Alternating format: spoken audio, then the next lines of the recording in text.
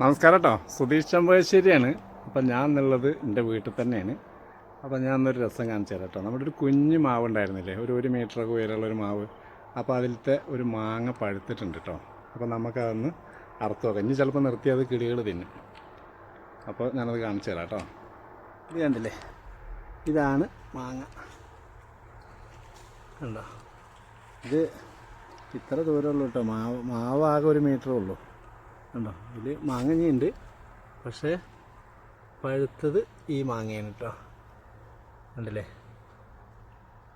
അപ്പോൾ നമുക്കതൊന്ന് മുറിച്ച് തിന്നു നോക്കാം.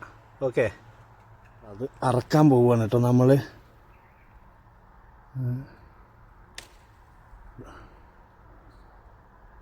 അപ്പോൾ മാങ്ങ അറുത്തിട്ടുണ്ട്. ഓക്കെ,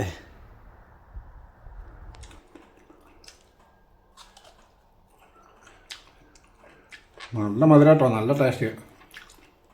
നമ്മൾ തേൻ മധുരം എന്നൊക്കെ പറയില്ലേ, അതേപോലെ അത്രയും ടേസ്റ്റ് കേട്ടോ. കളറ് ഒരുതരം മഞ്ഞയാണ്. ഇതാ, എന്ത് മധുരം അറിയോ.